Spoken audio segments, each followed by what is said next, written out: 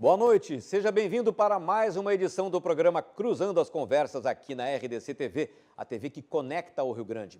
No programa de hoje, vamos tentar responder a uma pergunta que os brasileiros vêm se fazendo há muito tempo e têm feito ainda com muito mais insistência, com muito mais dramaticidade, ultimamente, em função dos acontecimentos que têm sensibilizado o país, aterrorizado o país, na verdade. E a pergunta é: por que, num país onde nós temos escolas de excelência no sentido da formação de engenheiros, de técnicos das mais variadas áreas, um sistema de formação que está dentro dos melhores padrões mundiais, isso é reconhecido, por que no Brasil continuamos tendo sequências intermináveis de desabamentos, de rompimentos de barreiras, de prédios que desabam, incêndios inexplicáveis, rodovias que se rompem, viadutos que caem, enfim, uma sequência de acidentes ou incidentes que deixa a população sem saber como aquilo acontece, uma vez que, em princípio, foi tudo feito de acordo com os melhores padrões técnicos.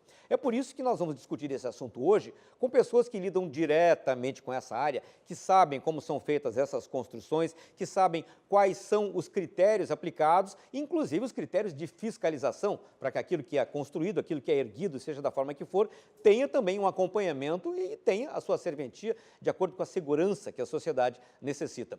Estão conosco essa noite aqui no programa o presidente do Sindicato dos Engenheiros do Rio Grande do Sul, Alexandre Volman, o promotor de Habitação e Defesa da Ordem Urbanística do Ministério Público, Heriberto Ros Maciel, e o segundo diretor administrativo do Conselho Regional de Engenharia e Agronomia do Rio Grande do Sul, o Biratã Ouro.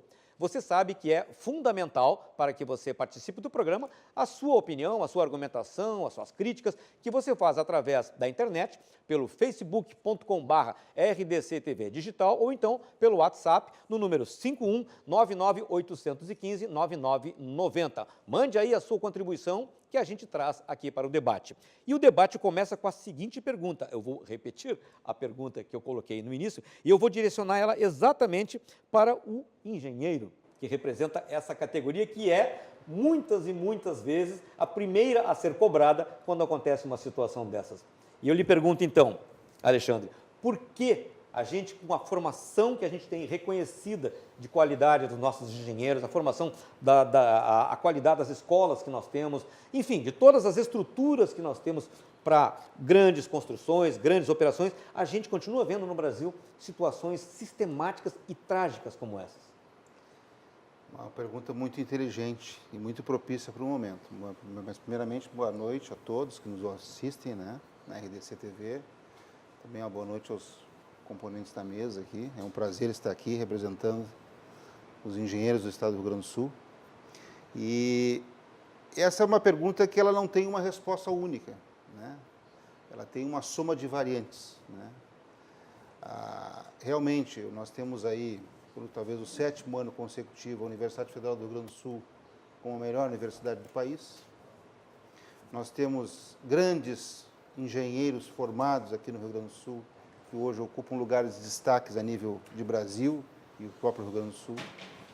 Nós temos excelentes cérebros sendo exportados para o Vale do Silício, para os países nórdicos, para os países do leste europeu e também para a Ásia, para trabalhar e agregar conhecimento e tecnologia. Mas me parece que dentro da nossa casa, dentro do Brasil e dentro do Rio Grande do Sul, nós ainda pecamos e assistimos quase que semanalmente de sabores da engenharia sendo levado à mídia e aos ouvidos e olhos da população. Então, eu acho assim, a engenharia brasileira é muito conceituada a nível mundial. A engenharia gaúcha também é muito conceituada a nível Brasil. Nós não podemos crucificar a engenharia e os engenheiros brasileiros prematuramente antes que um processo de investigação apure realmente o que aconteceu.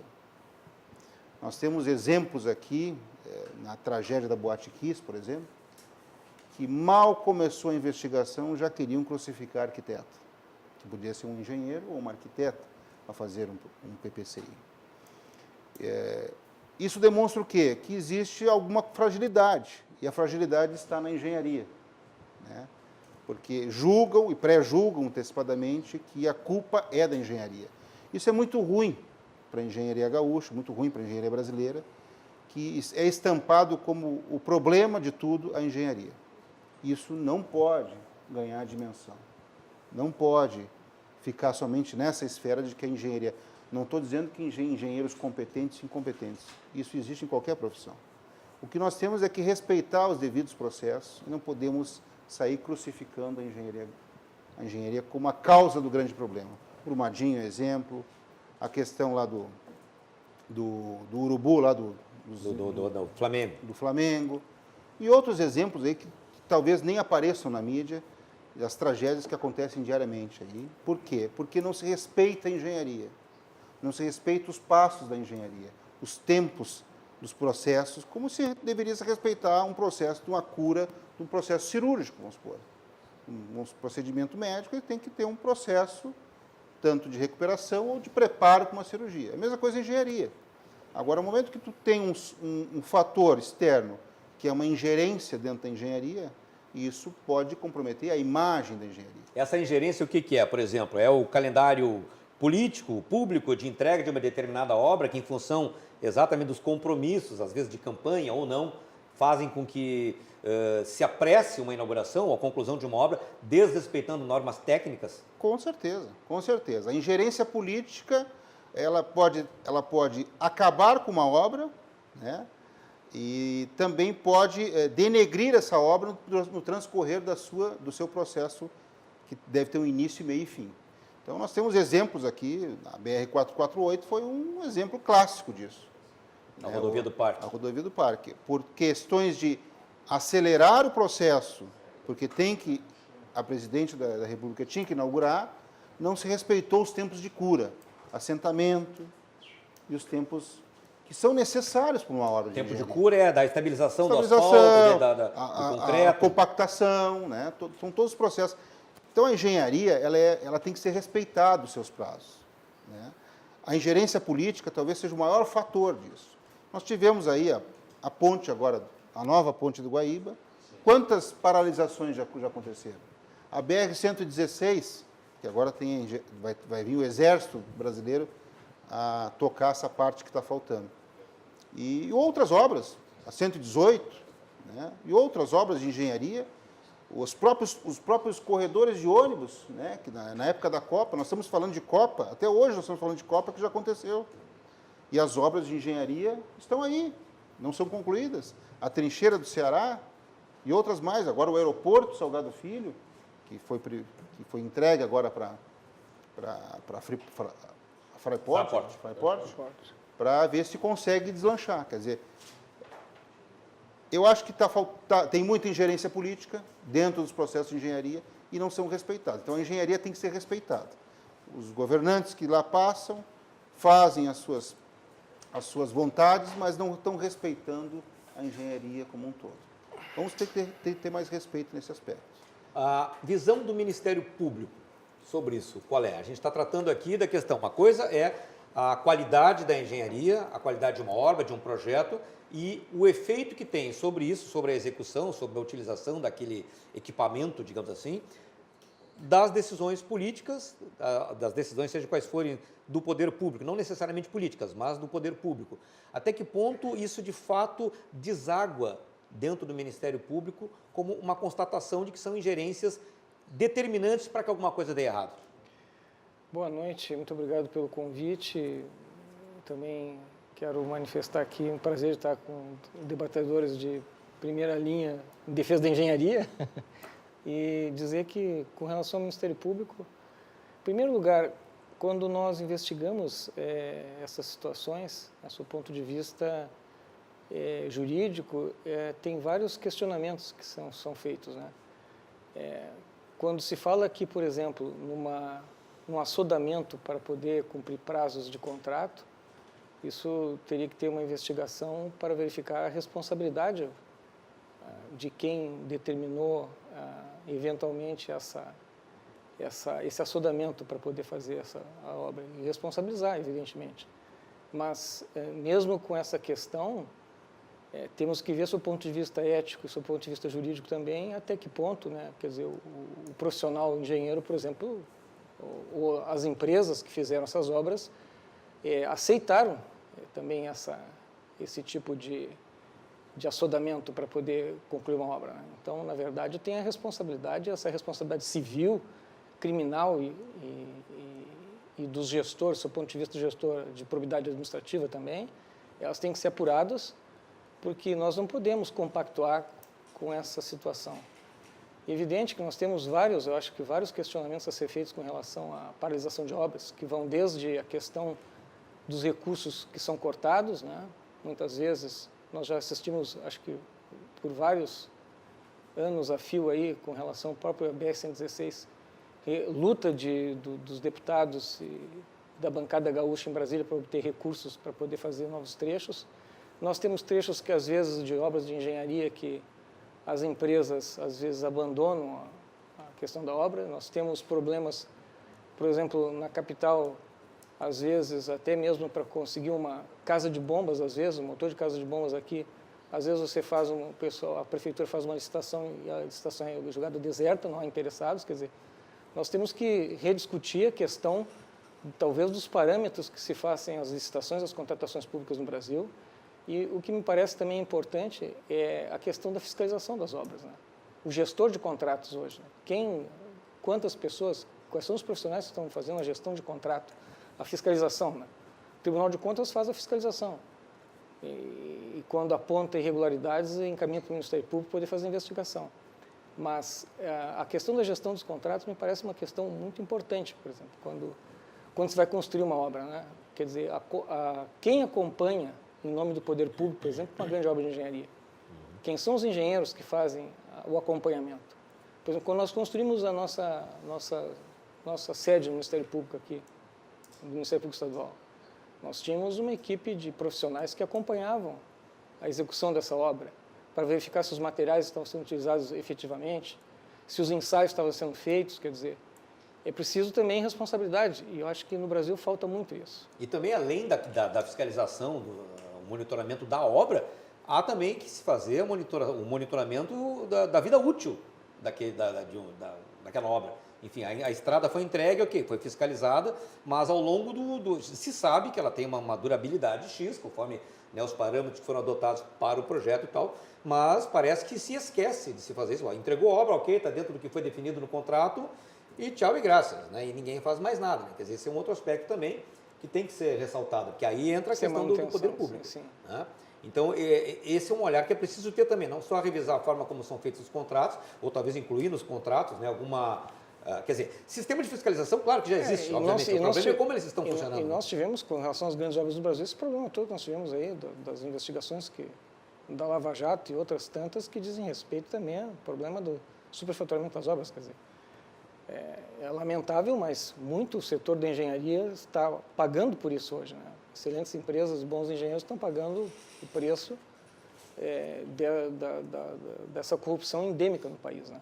Pois é, como a gente comentava aqui, as pessoas hoje parece que elas têm uma determinada obra que pode ser grandiosa, pode ter, do ponto de vista da engenharia, da realização, ela tem, né, é uma coisa altamente elogiável, mas no imaginário do brasileiro tão acostumado, né, com um ambiente de falcatrua, ele primeiro imagina que aquilo ali, isso vai render muito dinheiro para alguém. Né? Quer dizer, não, o brasileiro desenvolveu um reflexo que, antes de se orgulhar, digamos, de estar vendo aquele empreendimento grandioso, ele olha aquilo como uma grande oportunidade de negociata. Né? Pois é. Essa imagem, né, que é levada aos olhos da população, isso é muito negativo, não somente para a engenharia, mas para todo empreendimento, todo negócio que é feito no Brasil, né? Tu sempre fica com aquele olhar da dúvida, né? O que tem por trás, né?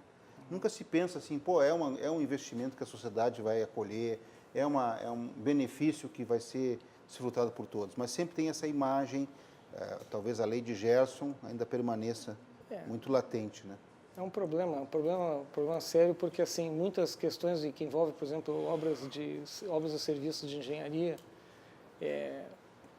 quando foi feita investigações e se detectou corrupção, por exemplo, havia muitas empresas que orçavam a licitação a valor subvalorizado, digamos assim, e depois buscava nos termos aditivos, na execução do contrato, Sim, artimanhas para poder fazer um sobrepreço posterior. Exatamente. Né? Pulando etapas para ganhar mais ali na frente. Exatamente. Então, isso foi uma, digamos assim, uma prática no Brasil intensa. Né?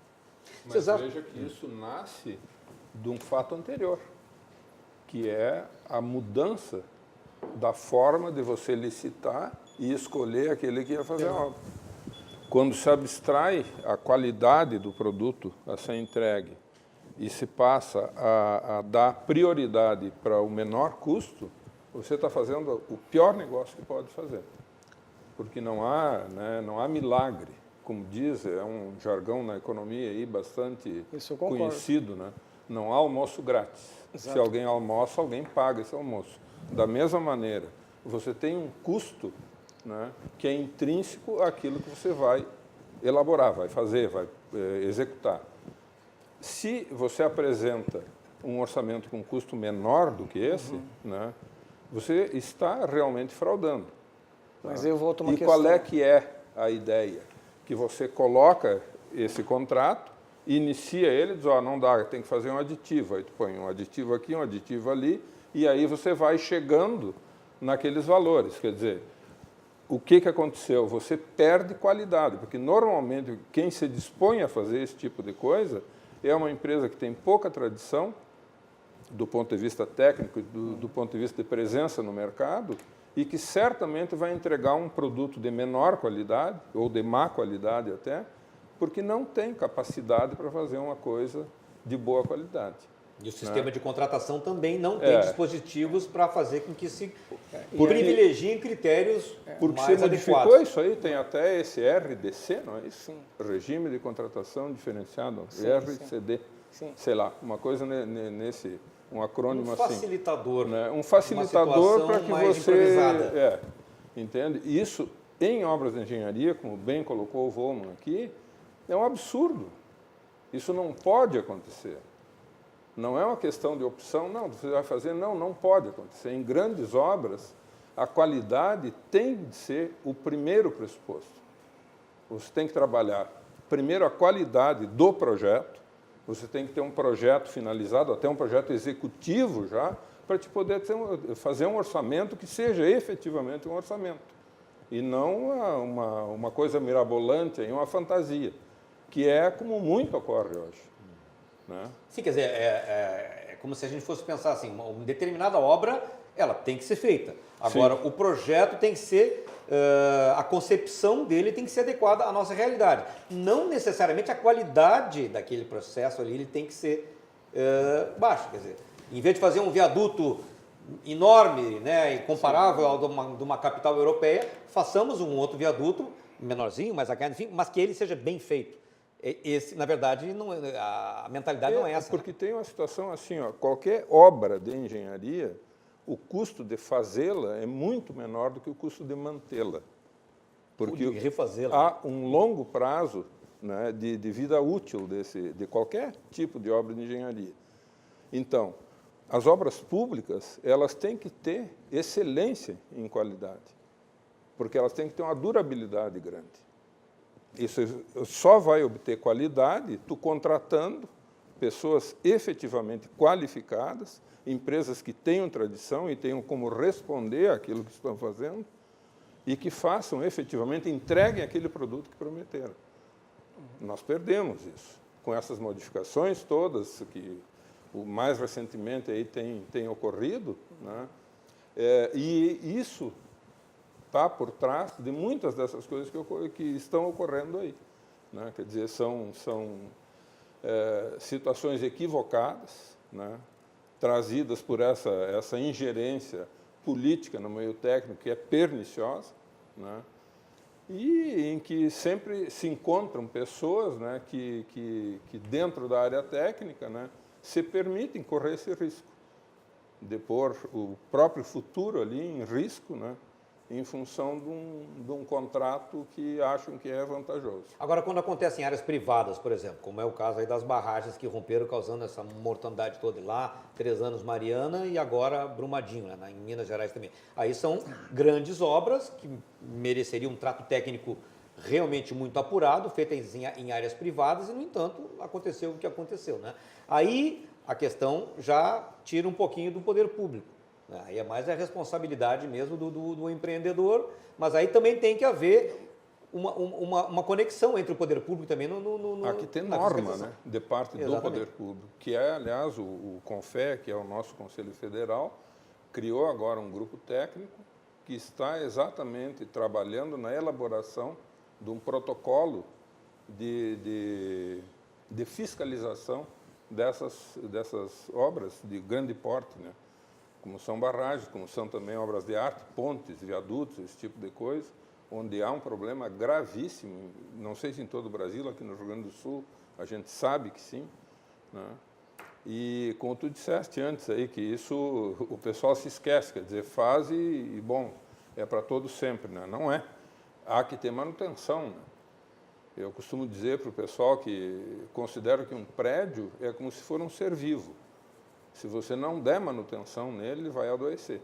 E quanto mais demora para você dar assistência, mais caro, né, se torna recuperá-lo. E às vezes é impossível, né? Perdão, pode concluir. Então eu penso que a compreensão dessas coisas, né, é que precisa haver por parte da sociedade para que se mude essa imagem, né? Quer dizer, nós estávamos antes aqui falando, né? A pessoa é engenheiro porque tem uma determinada personalidade, né? E a personalidade tem a introspecção como uma das características, né?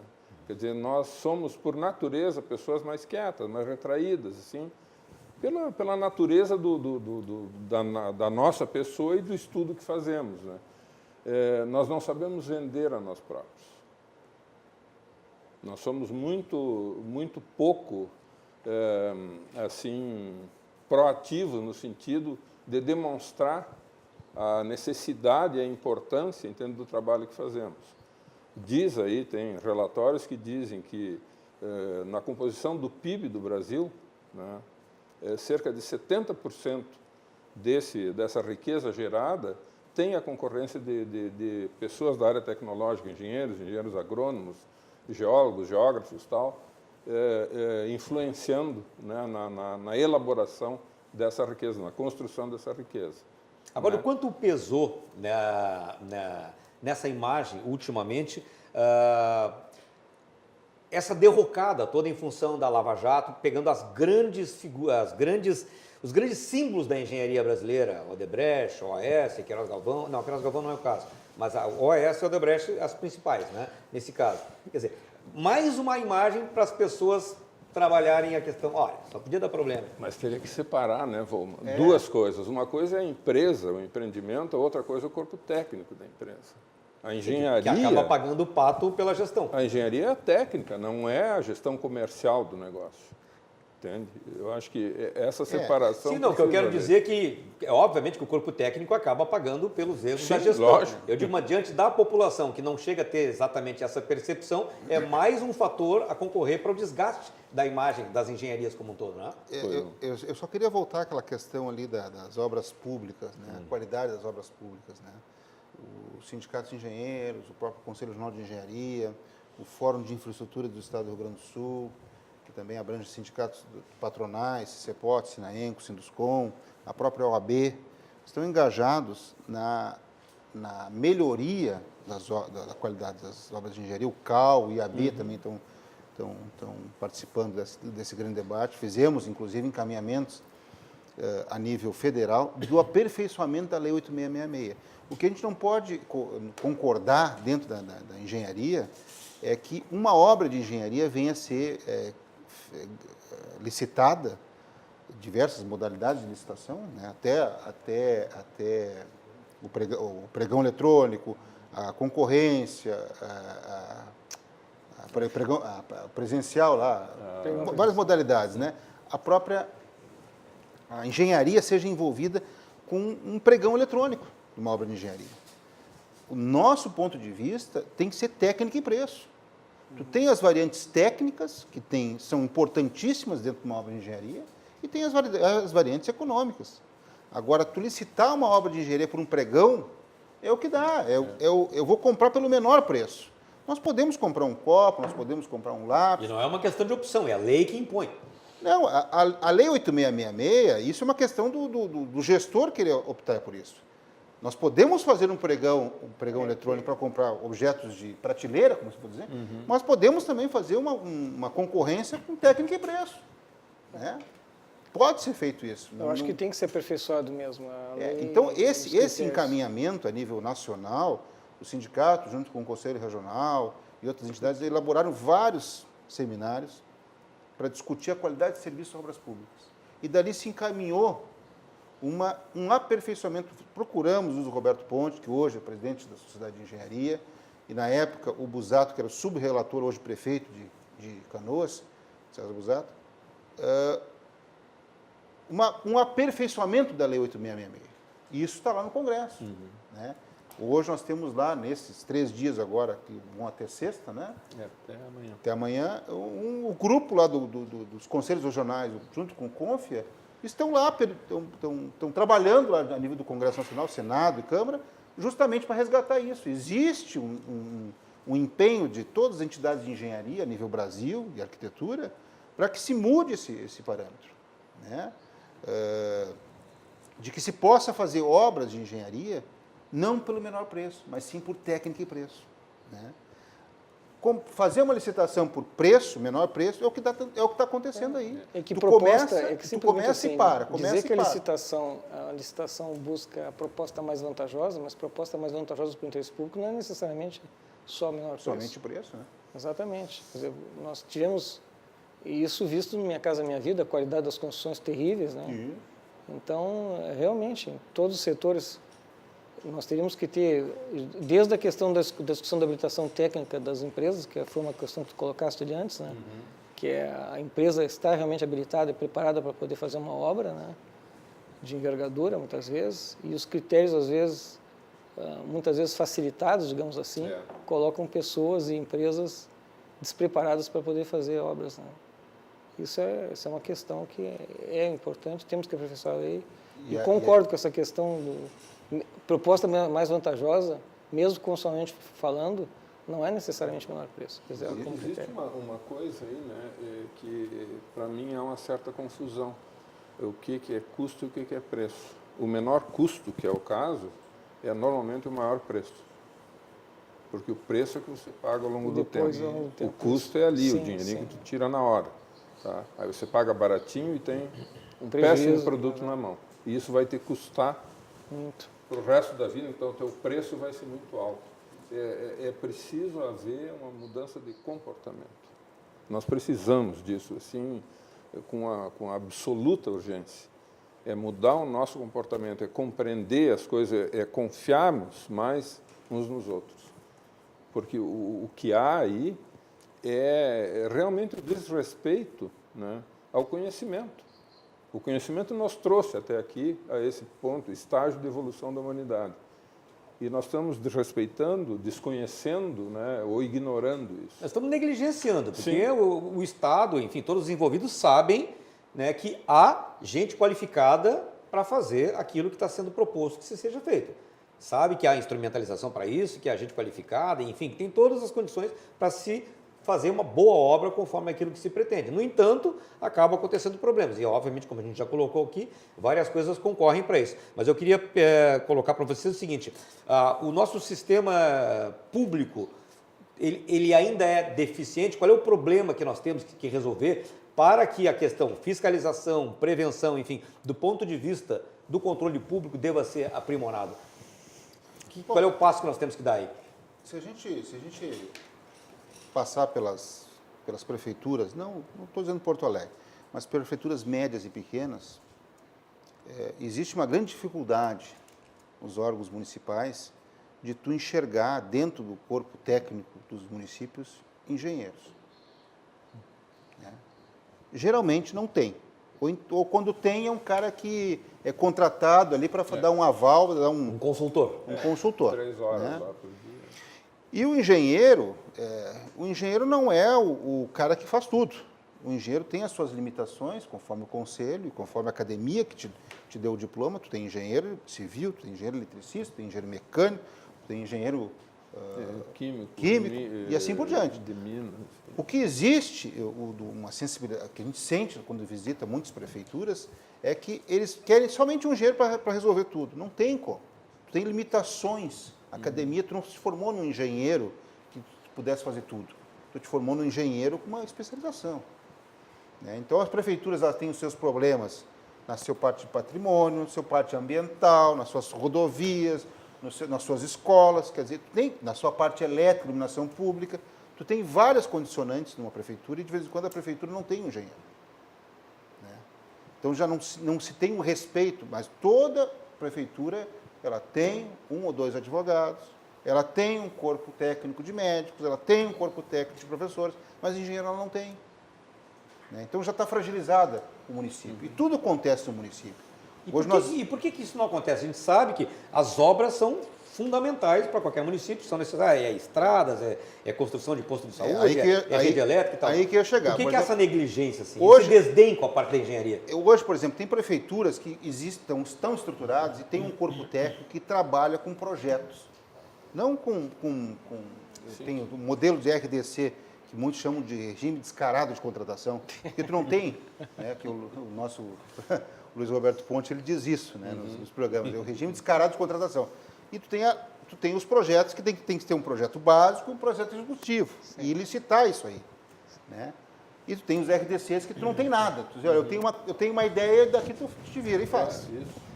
As prefeituras, tem prefeituras que têm estruturação, tem um corpo técnico estruturado e elas conseguem fazer projetos e buscar, frente aos órgãos financiadores, BNDES, AGU, FUNAS, o que seja, FUNAS mais municípios menores, os recursos para viabilizar aqueles projetos de engenharia. Agora, tem prefeituras que têm essa estrutura, esse corpo funcional para fazer isso. Agora, tem prefeituras que não têm. Né? Então, o que nós estamos vendo aí?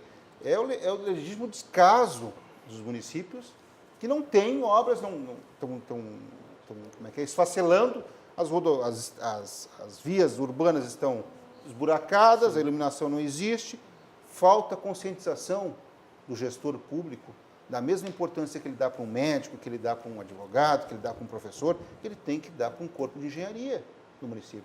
Tudo acontece no município. O ente União, o ente Estado, é um ente figurativo. Nós somos compostos por municípios. Se o município não anda, nada vai andar.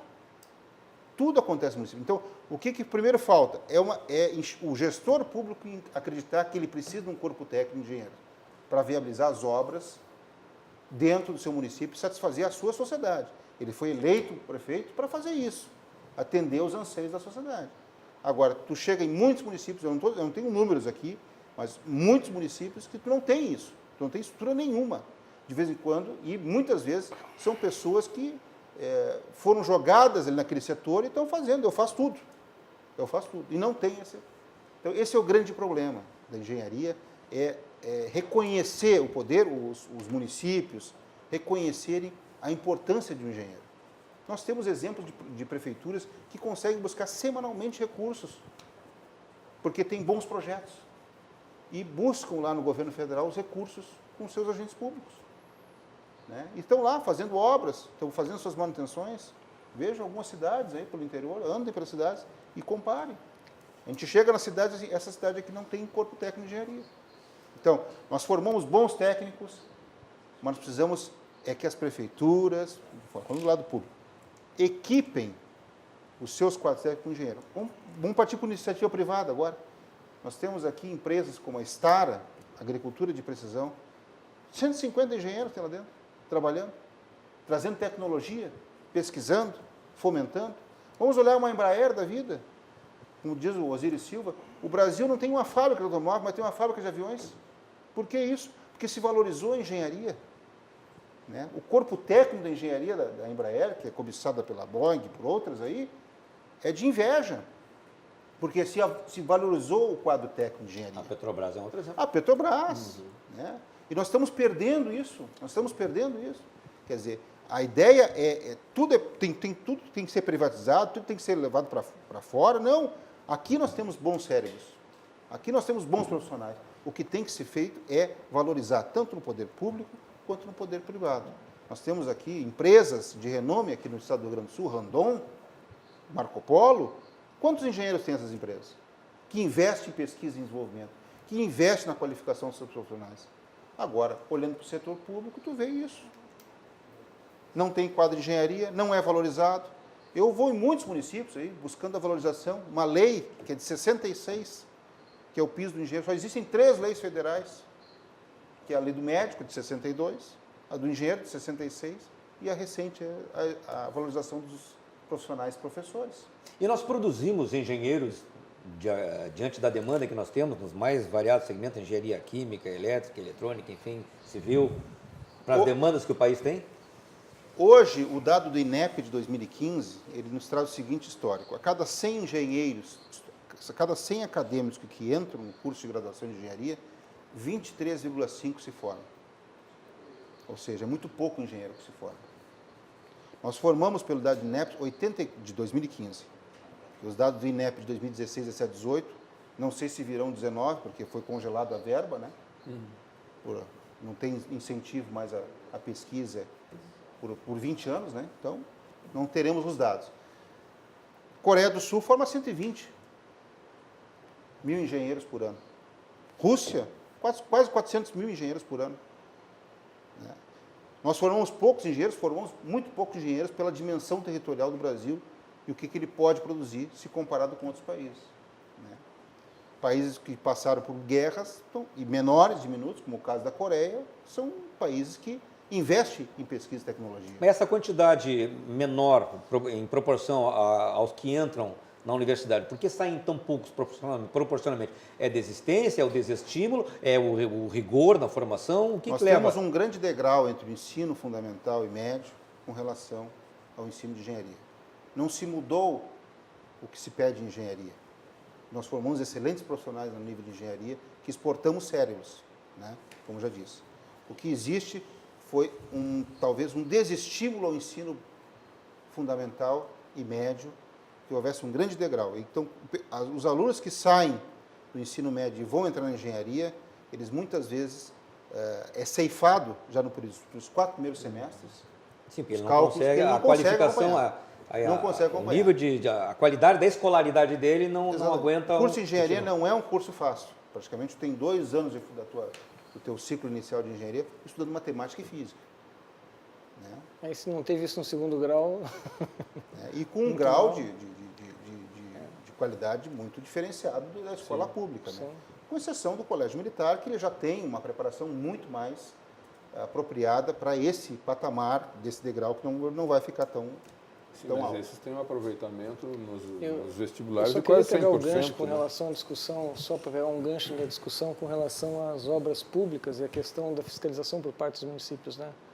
Digamos assim, realmente, se nós pegarmos assim a estrutura, Porto Alegre tem uma estrutura, por exemplo, de técnicos, de engenheiros, que podem, por exemplo, fiscalizar a questão da qualidade de uma edificação, enfim, quando há denúncias referentes a problemas em edificações, nós temos, pelo menos, um setor com técnicos preparados, com engenheiros preparados.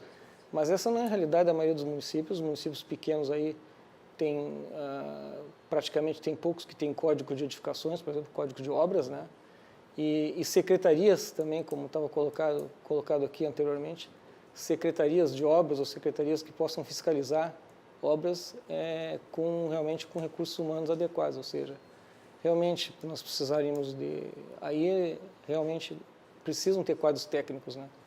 E talvez municípios pequenos, às vezes, não tem porte para poder ter muitos profissionais, poderia ter consórcios, né, também, consórcios intermunicipais, isso também, assim como tem na área da saúde, consórcios intermunicipais, nós poderíamos ter também consórcios intermunicipais com relação, creio que a área de engenharia, para poder fiscalizar, porque eventualmente tem um prefeito lá, uma cidade pequena, de 5, 10 mil habitantes, que passa anos sem ter uma obra significativa. Vai fazer um centro administrativo uma vez a cada, sei lá, 10 anos, 15 anos.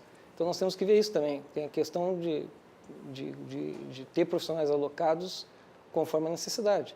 Mas a realidade é que a maioria dos municípios médios e pequenos aí não tem estrutura nenhuma para acompanhar, edificações. Né? O que chama atenção aqui, quando acontece alguma coisa, principalmente por algum caso que se levanta informações sobre determinada obra, instalação, enfim, né? É aquela história do ABITS, né? Mas como não tem ABITS? As mais variadas estruturas não têm ABITS, hospitais, prédios de universidade, prédios públicos, prédios de grandes empresas. Acontece um problema lá e se mas também não tinha nem ABITS, né? Eu queria abordar um pouco mais essa questão para as pessoas entenderem realmente o que é o tal do ABITS, o que ele representa mesmo sobre a integralidade de uma obra, né? Mas eu vou pedir que vocês me aguardem um pouquinho, que a gente agora vai para um intervalo e a gente em seguida retoma essa questão. Não saia daí.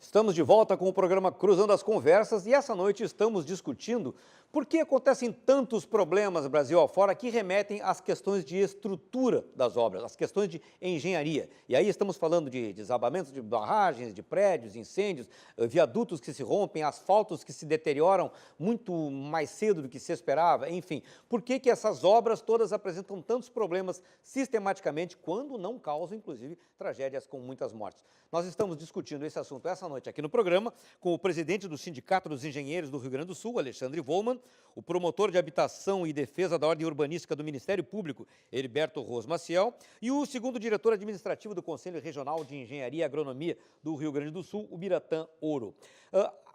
Por que é tão comum a gente sempre ouvir que quando há algum problema, ou houve um incêndio, ou um desabamento, enfim, qualquer fato que lance luz sobre uma determinada estrutura, um prédio, alguém chega lá e diz, não tinha ABITS. Estava funcionando, mas não tinha ABITS. As unidades foram todas comercializadas, mas mesmo assim não tinham ABITS. Ou seja, em princípio, o ABITS é aquele documento que libera a partir de critérios básicos de engenharia. Ou seja, aquela obra está pronta, está dentro dos parâmetros para poder ser entregue e usufruída. Mas, no entanto, parece que nada tem ABITS. Por que isso acontece? Bom, o ABITS é, na verdade, né, a finalização de um processo que se inicia com o ingresso dos projetos no órgão de análise da Prefeitura Municipal, que vai fazer uma avaliação, enquadrar ele no plano diretor, código de obras, tal, daquele município, emitir um alvará de licença para a construção, que tem um prazo, aí o empreendedor vai tocar a construção, como a gente diz, né? E uma vez concluída a construção, ele solicita o ABITS, né? E tem uma série de pressupostos, ele vai ter que apresentar, por exemplo, a quitação das taxas do sistema previdenciário, vai ter que apresentar as negativas diversas ali, vai ser feita a análise, vai ser feita uma fiscalização pelo órgão de fiscalização da Prefeitura, em loco, na obra, e se estiver o construído de acordo com o projetado e aprovado, ele vai receber a chamada carta de ABITS, que vai dizer ali, né, os dados, o endereço, tal, a área da construção, de que se trata, quem é o responsável técnico, né, e a assinatura lá do secretário de obras do momento ali. Agora, por que então, retomando aquela primeira pergunta, por que a gente vê tantos casos assim? Os processos de avaliação dentro do poder público que são demorados? O que ocorre? Não, eu acho que as notícias que tem de falta de ABITS são normalmente em prédios públicos, né? Isso se deve, eu creio que, principalmente ou simplesmente à negligência, né, que existe na nossa cultura, né, pelo cumprimento das formalidades. E até que ponto a falta de um ABITS pode representar o risco de que aquela obra não esteja de acordo com os parâmetros técnicos? Pode, porque, por exemplo, mais recentemente, com o advento, né, de grandes tragédias, né, de incêndios, cujos mais famosos eram aqueles de São Paulo, o edifício Andraus e o edifício Joel, uma loja Renner aqui em Porto Alegre, e depois com a Boate Kiss, que foi talvez assim, caso de repercussão mundial, a coisa mais trágica que aconteceu nesse sentido, né? A partir daí, lá dos eventos do Andraus e Joelma, já se despertou para a necessidade, primeiro, para a consciência de que o edifício queima, incendeia, que ninguém acreditava nisso. Aí que surgiu a questão da carga combustível que tem num prédio. E é uma coisa fantástica, né? o que um edifício tem ali de comburentes, né, que realmente podem gerar um incêndio de grandes proporções. Com isso, se criou o chamado, que agora é chamado de Plano de Prevenção e Combate a Incêndio, o famoso PPCI, né, que passou a ser exigência, né, de acordo com a lei, né, para a concessão do habite, né. Nesse sentido, os órgãos públicos, digamos assim, eles deixam isso de lado, passa a coisa toda, o cara não tem, o órgão lá não tem o projeto esse, o alvará esse, né, que aprova as condições de segurança de incêndio do prédio, né, e eles ocupam, porque é o Estado, né. Então, e passa de um ano para outro, do outro para outro, os processos... Mas PPC eu tenho em vários inquéritos de ações civis públicas, o Ministério Público tem várias ações civis públicas exigindo PPC, não só de prédios públicos, mas particulares também, economias particulares, quer dizer, esse é um problema geral, não é um problema só de prédio público. E os prédios públicos nós vamos até o fim as investigações e a exigência. Mas nos prédios particulares tem uma questão, que você não obtém o habite, então você não pode vender ou não pode entregar as unidades que você construiu, não pode realizar o seu... Mas muitos entregam e obrigam o poder público a multar e o Conselho também, eu sei, entra para fiscalizar essas situações. Porque tem muito, às vezes a ganância, né, que eu digo, e também a informalidade, né? Muitos prédios são construídos, economias particulares, principalmente residenciais, sem licença para construir, vamos começar por aí. Quantas denúncias nós recebemos, por exemplo, e depois estamos em inquéritos civis ou mesmo ações civis públicas, de prédios que são construídos sem licença de construir nenhuma, quer dizer, nem responsável técnico tem. Quer dizer, nós temos um problema muito da informalidade no Brasil, a clandestinidade das obras, e a omissão ou ausência de fiscalização do poder público. Vocês são prédios clandestinos mesmo, então, estruturas clandestinas. Isso temos. Literalmente clandestinas. Claro. Temos um problema, né, que é de se conseguir, porque o nosso conselho que está diretamente ligado a isso, que a função principal do CREA é a fiscalização do exercício profissional. Sem dúvida. Né? Agora, para que a fiscalização se efetive, tem mais 3 atores aí que necessariamente teriam que entrar em ação, que seria a Prefeitura Municipal, que é referente então ao projeto, que passou lá pelo crivo do Departamento de Obras, que foi aprovado, que teve o alvará de licença para construir liberado, etc. e tal. O CREA, na fiscalização do exercício profissional, se há, então, um profissional legalmente habilitado conduzindo aquela obra, o Ministério do Trabalho, do ponto de vista das condições de trabalho, de segurança de trabalho e tal, dos trabalhadores da obra, e a Promotoria Pública para eventualidades referentes à vizinhança, ruído, né, poeira, enfim, situações desse tipo assim. Só com a ação desses 4 atores, você tem efetivamente uma fiscalização completa. Só que assim, eu me arriscaria a dizer que todos eles têm precariedade na quantidade de agentes fiscais. Porque nós tem um dado aqui, nós emitimos, esse ano passado, mais de 242 mil ARTs. A ART é a anotação de responsabilidade técnica, significa assim, que quando você vai fazer uma construção, uma obra, tem que ter aquele responsável técnico, um profissional habilitado. Ele assina lá, dizendo que ele se responsabiliza pelo projeto, pela obra. Né? Pode ser um pelo projeto, outro pela obra e tal, mas, enfim, que há alguém legalmente habilitado, de acordo com a lei brasileira, que está assumindo a responsabilidade por aquele empreendimento. Né? Nós emitimos 242 mil ARTs, quer dizer, são 242 mil eventos de obra, das mais diversas, né, que aconteceram no prazo de 1 ano. Nós, no Rio Grande do Sul, temos 60 agentes fiscais. Então, você vê, né, que a defasagem é enorme. É uma tarefa, assim, praticamente impossível de você fazer uma fiscalização efetiva em 100% ou na maioria das obras. É verdade também, essas 242 mil RTs não representa o total de obras executadas durante esse ano. Existe muita obra clandestina, né? E essas aí é o que se procura com a fiscalização atingir, buscar, exigir o cumprimento da lei e tal, mas há essa precariedade. Então, essa ação conjunta, né, melhoraria esse fato que, infelizmente, ocorre recorrentemente. É um processo aí que nós temos, esse ano vamos completar 85 anos de existência do Conselho de Engenharia e Agronomia, né? E ao longo desse tempo todo, tendo ele pela própria lei que criou o Conselho como função principal a fiscalização do exercício profissional, está se fazendo essa fiscalização.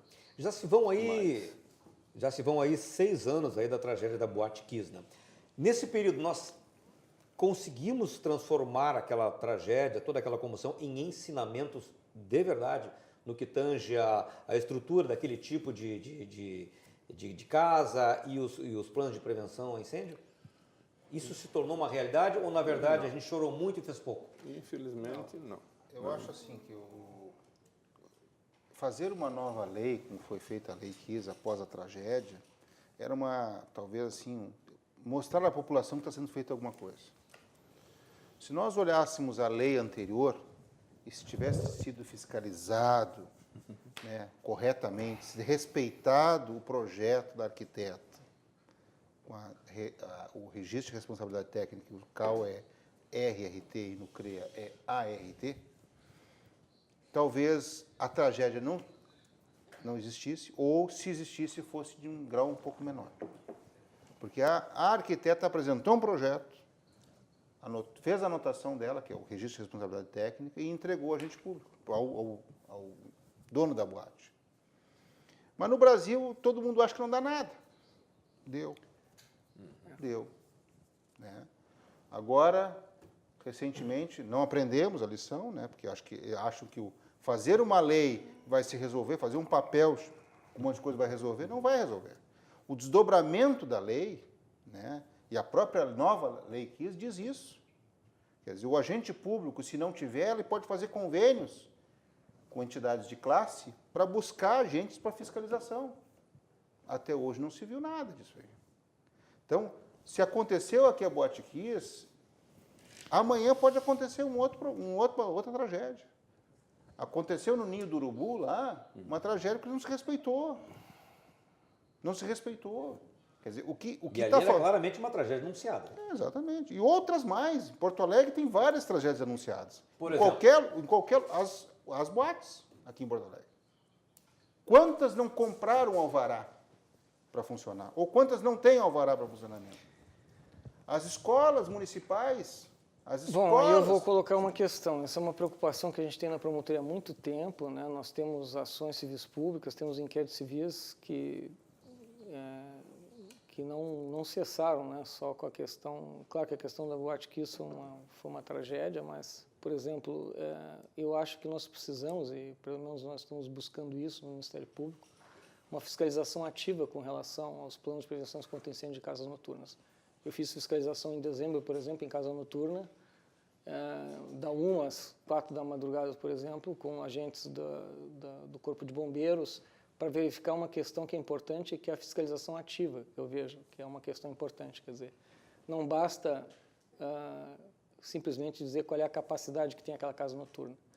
Uma coisa é aquilo que está formal no papel, quer dizer, verifica lá o número por metro quadrado, quantas pessoas podem ter, como é que pode se movimentar naquela área, o Corpo de Bombeiros vai lá e examina. Tem parâmetros da engenharia, evidentemente, para verificar as condições de segurança das edificações, mas precisamos ver se realmente está sendo respeitado aquela lotação, se realmente as estruturas de liberação de incêndio, elas existem ou não. Porque o que acontece com o tempo por exemplo, tanto no setor público quanto no setor privado, como é que ficam os brigadistas, né? Uma empresa contrata lá, faz o treinamento pessoal e depois demite. Quem é que... Você vai numa casa noturna numa noite e vai verificar, bom, quem são os brigadistas da casa noturna? Onde é que estão as saídas de emergência? Estão desobstruídas ou não estão? Então, evidentemente que nós pretendemos no Ministério Público fazer um trabalho de fiscalização esse ano, começamos ano passado, portanto, é um processo permanente, mas tem que ter consciência, o empresário também tem que ter consciência disso. E o que você já tem constatado aí nessas andanças aí pelas casas noturnas? O que você tem visto? Uma das preocupações é com relação à capacidade, realmente, né? E também nós temos que aperfeiçoar o controle das pessoas, do número de pessoas que estão dentro, né? Como é que você controla isso? Também não é muito fácil, né? Tem uns que têm controle eletrônico, tem outros que têm controle manual com relação à movimentação, e tem casos que não tem controle nenhum sobre quem que se movimenta, né? Então, daqui a pouco você vai buscar numa casa noturna, está lá, uma cabine de tirar fotos, tipo antigo, por exemplo, na frente de uma saída de emergência. Então, claro, tem parâmetros para você verificar se você vai interditar a casa noturna ou não. Basicamente, tem que ter, mesmo que quando tem a lotação, a próxima lotação, tem que se ver se tem espaço para movimentação, se é caso de interdição ou não. Mas, evidentemente, que nós vamos procurar fazer um trabalho de fiscalização ativa nessas casas noturnas para que não tenhamos novas tragédias. Mas, realmente, a primeira questão é a seguinte, a consciência que o empresário tem que ter de que aqueles parâmetros que existem de prevenção contra incêndio estão ali para proteger aqueles adolescentes, aqueles jovens que estão ali, que são nossos filhos, são nossos irmãos e as pessoas que frequentam essas casas noturnas. Então, o problema é ter a consciência de que se tem uma determinada capacidade que foi elaborada no PPCI, naquelas condições que o Corpo de Bombeiros examinou, que o engenheiro responsável pelo PPCI se colocou a sua responsabilidade técnica nisso, que efetivamente aqueles parâmetros sejam seguidos, né?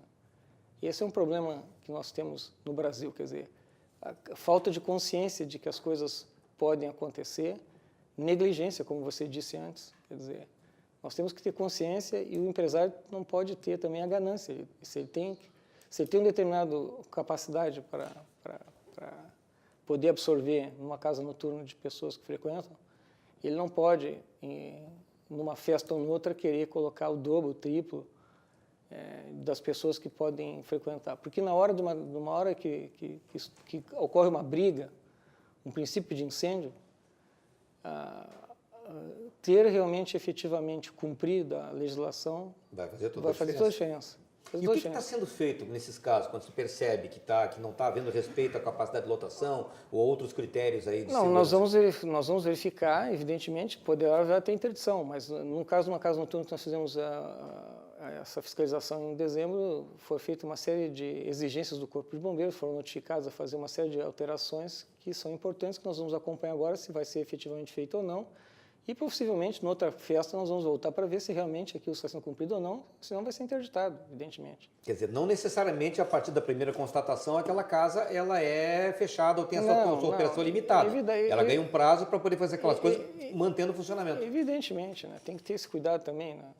Também não pode, nós não podemos também simplesmente terminar com a questão do lazer das pessoas. Sim, mas mesmo depois da constatação do risco? Não, com a constatação de risco. Nós temos que, assim, se tem risco iminente de incêndio, aí nós temos questão de interdição. Aí são várias casas que são interditadas aí, né, frequentemente. Então, o risco de incêndio leva à interdição. Se não há risco de incêndio, estão sendo feitas as obras e as providências indicadas justamente por engenheiro com anotação de responsabilidade técnica, o Corpo de Bombeiros acompanha, examina e concede o prazo. Então, evidentemente, nós precisamos de uma fiscalização aí com o Corpo de Bombeiros. Tem casas noturnas que tem, evidentemente, que tem restaurante, então você tem que verificar condições das instalações. Da cozinha, gás, essas coisas exatamente, tudo isso aí.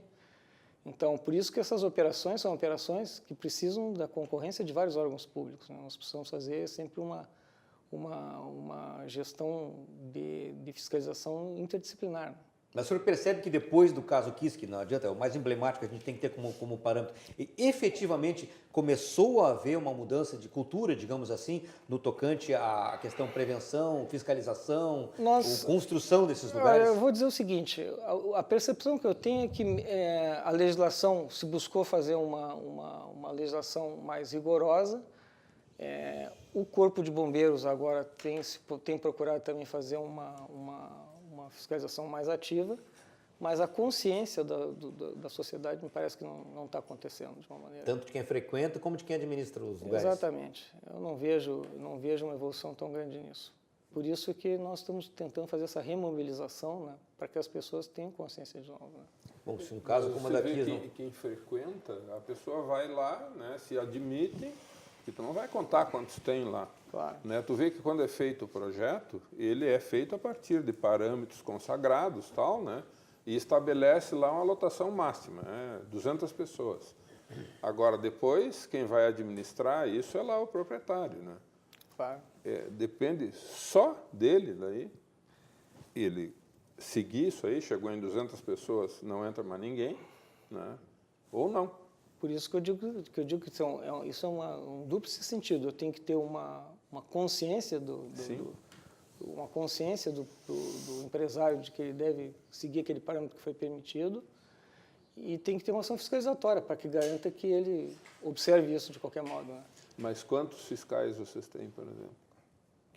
Não, como fiscais, no sentido de... Eu acho que a pergunta é qual é a estrutura que o Ministério Público tem hoje para poder fazer frente a essa demanda de fiscalização. Não, o Ministério, a primeira questão é a seguinte, né? A primeira questão é a responsabilidade de quem faz o PPCI. Né? Vamos lá, temos um engenheiro que trabalhou num projeto para fazer um PPCI. Não, mas isso vamos dizer assim, porque na verdade a ação, né, do técnico em engenharia, ou arquitetura, ela termina no momento que é dado o habite. Porque até aí vai tudo que ele projetou, que ele calculou, projetou e, vamos dizer, fiscalizou a execução. Uhum. Feito isso, é feita uma inspeção por um fiscal da prefeitura, que vai lá e vê, como eu disse, se o projetado é o que está construído e vice-versa, né? Se há harmonia. Sim. Bom, se isso acontece, é dado o habite. A partir daí, o engenheiro, o arquiteto, ele não tem mais nenhuma ação possível, porque ele fez tudo o que deveria ser feito por parte dele, ele entregou a obra. Quem vai administrar o funcionamento desse empreendimento dentro dessa obra é que passa a ter a total responsabilidade. Porque se eu disse que cabiam 200 pessoas lá e deu um sinistro lá, tinham 280, mas... Claro, bom, a responsabilidade é do proprietário, evidentemente. Então, essa coisa... E aí vem aquilo que o Volman falou, né, com propriedade, que aí dizem, né, já culpam direto o engenheiro. O cara fez o negócio errado. Não necessariamente. Eu não estou falando nesse sentido. Não, eu sei que o senhor não está, né, mas isso é... Né, o que tem... Que nós tivemos um exemplo agora. O Corpo de Bombeiros e a Prefeitura, né, através do setor de fiscalização de edificações, enfim... E o Corpo de Bombeiros é que tem essa responsabilidade. Nós agimos aí, num primeiro momento, com base em denúncias, evidentemente. Tem que ser provocados. Tem que ser provocados. O que nós estamos fazendo agora é um processo inverso, um processo de fiscalização ativa. Agora, a Prefeitura e Bombeiros, especialmente a área de fiscalização da Prefeitura, não pode depender de provocação. Ela tem que saber que faz parte da obrigação dela verificar que toda aquela estrutura de casas noturnas, restaurantes, seja lá o que for, tem que passar por fiscalização sistemática, periódica. E o Corpo de Bombeiros também não tem estrutura suficiente, nem corpo técnico tinha, não sei se agora tem, não sei como é que está essa questão. Mas nós procuramos, o Ministério Público, nós tínhamos feito um inquérito civil, depois uma ação civil pública, com relação justamente à necessidade de recursos materiais e de pessoal do Corpo de Bombeiros, evidentemente. Isso também foi uma preocupação, houve uma investigação nesse sentido. E tem diferentes situações, né? Nós tínhamos, digamos assim, algumas regiões que atendiam melhor, outras não, mas o Corpo de Bombeiros tem procurado também agora agilizar os processos, né? Processos eletrônicos, então também são... Pois é, isso... Essa questão de, voltando um pouco à pergunta, né, que é feita aqui, se nós aprendemos ou não aprendemos, né, com a Boate Kiss. Eu acho que a sociedade ainda está muito reativa, né? Agora tivemos a tragédia aí das barragens, novamente a legislação é reativa, né? Nós não precisamos mais de legislação, nós precisamos dar voz e cumprir aquilo que já existe, né? Eu volto a dizer, a Lei Kiss, a nova Lei Kiss de combate a incêndio, ficou muito bonita no papel, né? Aí eu quero fazer um gancho com tudo que já foi falado aqui. Nós temos estrutura apropriada nos órgãos municipais para fazer isso? Foi dito aqui não, são vários agentes aqui, né? Nós não temos. O Corpo de Bombeiros ele foi esfacelado, o corpo técnico do Corpo de Bombeiros, no governo Brito. Tem que ser dito isso, né? O governo Brito... Mas quando houve aquele PDV, o plano de demissão voluntária... Nós temos, o Corpo de Bombeiros já teve o Corpo de Bombeiros, dentro do Corpo de Bombeiros já teve o setor de engenharia do Corpo de Bombeiros. E tiveram outros profissionais de nível superior que equipavam o Corpo de Bombeiros. Qual é a estrutura que nós temos no Corpo? Não é culpa do pessoal do Corpo de Bombeiros hoje, mas eles não têm estrutura. Né? Não adianta. Eles ganharam autonomia. Não adianta fazer um processo, não adianta fazer um processo eletrônico, papel é só para esquentar, pessoal. O que tem que ser feito é efetiva fiscalização. Eu devido equipar os órgãos de controle, o próprio Ministério Público, o próprio Conselho Regional de Engenharia, a própria Prefeitura, o próprio Corpo de Bombeiros. Porque não adianta nós sermos reativos, vai ter uma nova tragédia, vai ser feita uma nova lei, ou uma flexibilização da lei, né, da já existente, e não adianta nada. Se não tiver estrutura para fiscalizar e o devido valor que tem que ser dado à fiscalização e o respeito à fiscalização, e não a ingerência política sobre a fiscalização, nós vamos ter vendo outra tragédia. Nós tivemos a tragédia aqui, fizeram uma nova lei. Para quê? Para dar um alento à população. Papel. Tivemos a tragédia das barragens agora, lá de Brumadinho. Estão fazendo uma nova lei. É papel. O que tem que ser feito? Não é papel. Tem que ser feito equipar as estruturas. Não, mas tem que ter responsabilização. Nós estamos assistindo, sentados, o desmonte do serviço de fiscalização. Nós não temos estrutura.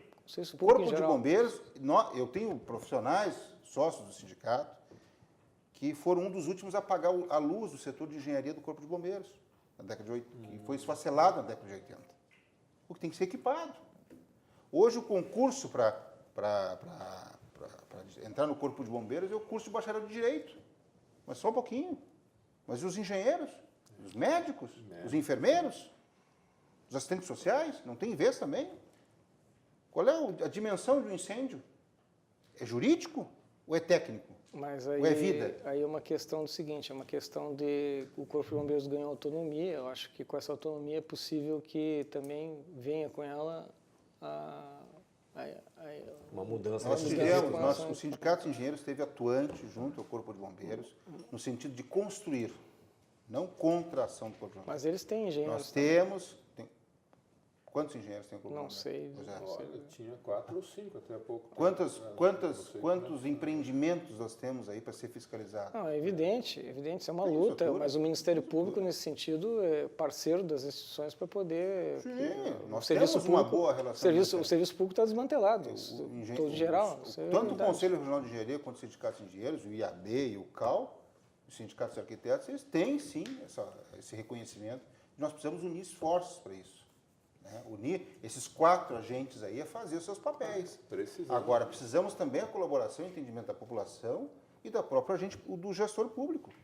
Se o gestor público está indo na contramão, achando que só um papel, encaminhando para a Assembleia Legislativa, para a Câmara Municipal, vai resolver o problema, estamos completamente enganados.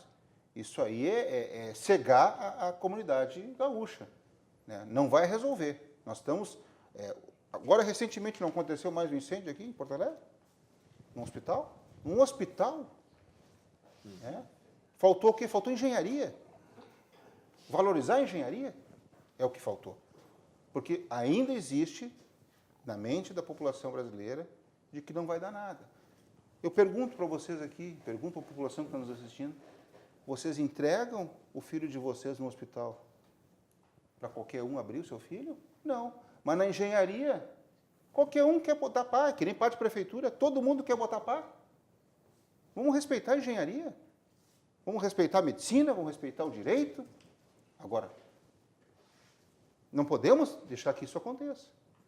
Não é realmente um quadro muito alentador, né? Enfim, só nos resta esperar então que de fato alguma coisa faça com que essa união aconteça, no sentido de que, né, que as entidades, o poder público se mobilizem. Há né? iniciativas, estamos Exatamente, fazendo, eu acho que sim, que elas venham a se concretizar e a gente mas consiga eu ter diria resultado. assim, que é uma reunião de miseráveis. Espero que dessa miséria saia alguma riqueza mínima, pelo menos, né? Mas enfim, eu acho que pelo menos dessa nossa conversa, acho que algumas informações realmente importantes, embora preocupantes, realmente preocupantes, saíram, né? Para que as pessoas possam ter um pouco mais de capacidade de interpretar de uma forma mais fria e realista essa situação que a gente vive. Eu agradeço muito a participação de vocês três, infelizmente o nosso tempo acabou, né? Mas enfim, eu acho que foi pelo menos uma conversa bem produtiva, essa embora um tanto sombria, né? Mas enfim, essa é a realidade dela, não podemos escapar. Agradeço aí a sua audiência e convido você para estar aqui novamente amanhã à noite, às 10h30, para mais um programa Cruzando as Conversas aqui na RDC TV. Até amanhã e boa noite.